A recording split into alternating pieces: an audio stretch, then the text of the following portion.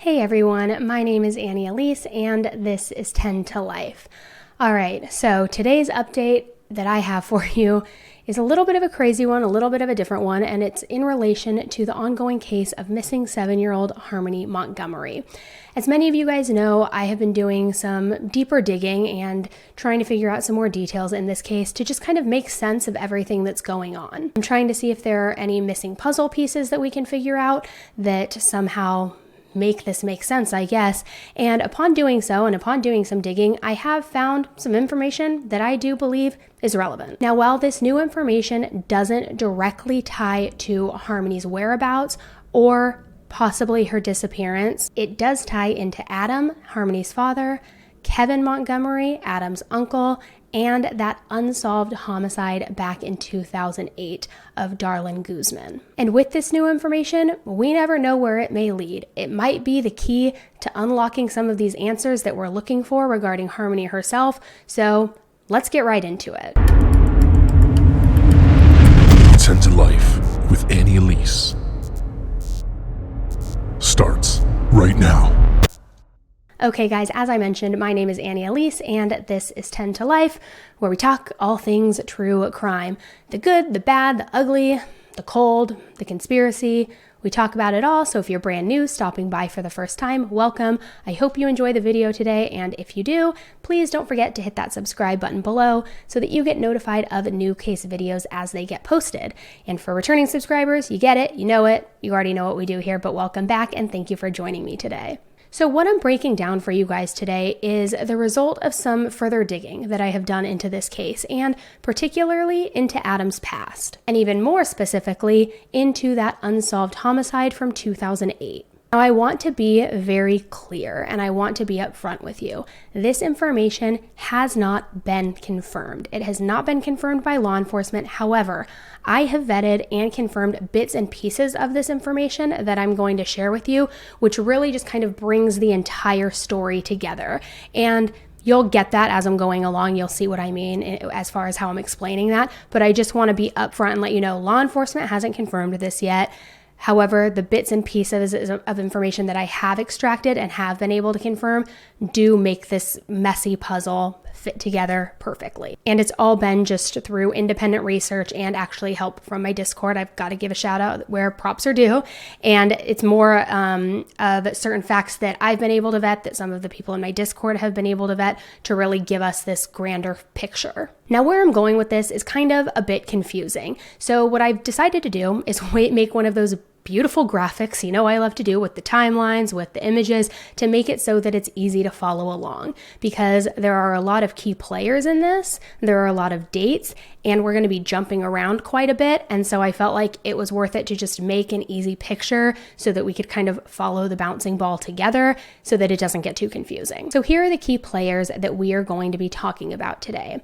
We have James, also known as Jimmy Montgomery. We have Mike Montgomery Sr. We have Kevin Montgomery. We have Adam Montgomery, and we have Darlene Guzman. Now, while there are other family members and siblings on the Montgomery side of the family, I didn't include everybody here in this matrix because these are really just the people that we'll be talking about today, and I didn't want to make it too confusing. Many of you may remember a video that we did a couple of weeks back where we discussed that infamous interview with Adam's uncle Kevin, and personally, I received quite a bit of feedback, both good and bad, from my commentary regarding that interview. A lot of people thought I was being too harsh, while many of you agreed with what my observations were, but in any event, it was a mixed opinion because, as anybody who watched it knows, it wasn't necessarily a very straightforward interview. The reason why is open to interpretation. Many people thought it was because he had something to hide or because he was under the influence, while a lot of people thought that it stemmed from a potential disability or, the after effects of substance abuse. So there were a lot of conflicting opinions. And if you haven't watched that interview yet, I highly suggest that you do, because it's going to really make sense and tie this entire thing together that we're talking about today. So immediately following that video, I received a lot of feedback regarding Kevin's mental state, questions again if he had any sort of disability, a statement that he was actually in an accident many, many years ago that caused him to have a few developmental issues and perhaps a brain injury. However, I wasn't able to confirm any of that personally, but I did receive a DM on Instagram just a few days ago from someone claiming to be Kevin.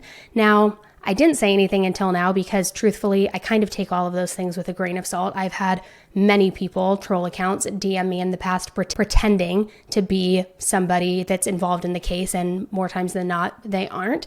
But in any event, this person DMs me claiming to be Kevin and basically asks me, why did you go so hard at me for my interview? I have a brain injury from an accident many years ago. So again, a statement that was aligning with a lot of statements that were out there already about this brain injury. But again, it could have easily been a troll. It wasn't verified to be him, which Kevin, if you're watching this, please reach back out. So let's start with this graphic of the key players involved here. And we start with James, also known as Jimmy. And the reason I start here isn't for any particular reason other than going in the order of their ages, just because to me it made the most sense and it would be the most clear. So we start with James Montgomery, and James is the brother of Kevin and Mike Montgomery Sr. He was born in 1968, but he unfortunately died in 2013. Now, the circumstances surrounding his death are still unclear. He was just 45 years old when he passed away, and it was unexpected inside his home, and that's the only details that were given. Next, we get to Mike Montgomery Sr., and this is Adam Montgomery's father. He was born in 1973, making him 48 years old today. And we're going to get to why that's important and why I have the ages listed here. So just hang tight on that for just a second. So I believe Mike Sr. currently lives in Florida. However, I haven't been able to verify that is his current state 100%. It appears to be, but I just want to be clear, I haven't been able to verify that 100%. And Mike hasn't really been speaking out much about anything that's going on with Harmony, anything that's going on with his son. Some say that it's strange, and some say that he's laying low. Some say that it's because he and Adam are actually estranged. Nobody really quite knows the truth, but in any event, he hasn't really been out making any sort of public appearance or statement, and the only family member who has is Adam's uncle Kevin. So as we get into Uncle Kevin, Kevin Montgomery, he is 44 years old, and I'm not going to give his exact date of birth because I don't want people to, dox him or research him further. I mean, you can figure it out on your own if you're interested, but he's 44 years old. And I keep mentioning their ages because that's going to be very important here in just a few minutes, and you're going to see why. Then we move on to Adam Montgomery, and Adam is 31 years old, and I don't need to give you guys any sort of information or explanation. You already know who Adam is, what his role is in this case, and, his whole criminal background, basically, which we did a video on this channel where we really dissected all of his crimes stemming back to when he was 16 years old until current, and it really illustrates a pattern of escalation as it completely comes across. So if you haven't checked that out yet, go check that out because it is very telling. And one of those crimes particularly in that arc of crime is the 2008 unsolved murder of Darlene Guzman. And we just recently heard, over the last week that Adam is the only known suspect in that unsolved homicide. That was back in 2008, which would mean that at the time, Adam was just 18 years old. So now that you know the key players and who we're going to be talking about today, we're going to start getting into that timeline that I mentioned earlier. And one of the biggest questions myself, and I know many of you guys had, when you first heard that Adam was a suspect in this 2008 homicide, was that it was said that he was also with two family members. So the biggest question was, who were these family members? What happened? But it was reported that Adam and these two family members went to go willingly meet up with Darlene at this convenience store, and that's when gunfire erupted and ultimately Darlene's life was ended. But the question we're all asking is, who are these two family members? Could they have been involved with Adam's previous crimes, and could they potentially know something more in relation to Harmony, more than they're letting on? And I say that because my very first instinct when I had first heard about that 2008 case is that And I say that because my first instinct when I first started hearing about everything was that not many family members or people were coming forward and sharing much information. And so I wondered, was that because Adam maybe had something on them? Was that because there were just all of these tarnished relationships because Adam's such a horrible person? I just had a lot of questions. And a particular family member that I had mentioned stuck out to me was Kevin, Adam's uncle. Because going back to that interview, his behavior struck me as just extremely odd. Regardless if he had a brain injury, regardless if he had any sort of disability, his behavior struck me as odd because he seemed very reluctant to share information. He seemed very reserved, and it wasn't as though he was reluctant to share information because he didn't want to jeopardize the investigation. It was information that wouldn't have jeopardized an investigation, such as if the house was clean when he last saw it, or the state of Kayla's relationship with Harmony. But he just was very, very stoic in the sense that he didn't want to tell many details, and I couldn't figure out why. And I saw in some of the comments that many people were wondering, does Adam maybe have something on Kevin, or is Kevin maybe scared of Adam? And I think that any scenario could really be the truth, but I think everybody's head was kind of spinning as to, you're doing this interview to share information, but you're not really sharing anything, especially details that wouldn't really affect an investigation or interfere with it. So what's going on? So now let's look at that timeline. So if we look at this timeline, we see that Darlin was killed in February of 2008. Then fast forward quite a bit to January 2009. Adam was sentenced for a previous crime that he had committed, and he was sentenced to 383 days in prison. Then fast forward a few months, and we're going to talk about this in a minute, to September 5th, 2009. And this was a key moment that I believe rolls right into this puzzle. And let me explain why. Two men had jumped off the Tobin Bridge in Boston in what investigators say was a double unaliving pact. And they got that information because when they went to the car that the men had driven to the bridge, they found a note identifying as such. So let's read this article. It says, a double unaliving pact apparently led two men to leap over the rail of the Tobin Bridge and into the water below. The names of the men who both survived were not released. They're listed in critical condition at Massachusetts General Hospital. Suffolk County District Attorney spokesman Jake Wark said that one of them was a 35-year-old Revere resident and the other was a 31-year-old from Bedford, New Hampshire. State police were called to the scene at approximately 5:20 p.m. when witnesses spotted these men plunge into the water. A state police harbor patrol boat scooped the men out of the water and took them to the nearby Coast Guard station. That's where they were loaded into the ambulance and taken to Mass General Hospital. Authorities said that earlier that day, the men had borrowed a car from a New Hampshire relative. They parked the car 40 yards before the tolls on the upper deck. They left a note behind in the car indicating they intended to commit unaliving. Both men fortunately survived this attempt, and they were taken to the hospital under critical condition. Because they survived the attempt, their names were not given publicly. Still, to this day, it is very, very hard to find something that actually confirms the identity. The only details that were given were their ages, 31 years old and 35 years old. And then that we now know that they had left a note behind and that it was a pact that they had made. They had allegedly borrowed a vehicle from a relative who lives in New Hampshire, and it is I believe 2008 Ford Focus, drove that to the bridge and then went to execute this plan and this pact of theirs. Now, this is unsettling for many reasons, regardless who these men are, because we don't often hear of these double unaliving pacts happening. When we do hear about them, it typically is because there is something very deeply rooted that either occurred in their life or something they had done together to where they're going out together, holding hands, so to speak, and, taking the plunge again, no pun intended. So as I dug a little bit deeper into this attempt, it all started to add up for me, but I hadn't yet vetted any of my information. But it started to add up to me about Kevin's suspected brain injury. Because remember, not only did that troll account or possibly the real account of Kevin tell me that he was in a horrible accident without details years earlier and had a brain injury, but many people have been saying that publicly. So could Kevin have been one of these men who jumped off the bridge, survived, and then it resulted in a horrible brain injury? So then my next step was to dig a little deeper and see if I could verify if Kevin was in fact one of the jumpers. Now again, while names were not listed or confirmed anywhere because both men survived, we did get their ages. And that's why I mentioned both Kevin and Mike Montgomery Sr.'s ages in the beginning of this video. Because if we go back to 2009 when this attempt took place, Kevin would have been 31 years old and Mike Sr. would have been 35 years old, matching the ages of the two men who jumped. And we also know they have ties to New Hampshire, as did these jumpers. Why make a pact like this together as brothers? Why attempt to unalive yourself with your brother in such a way?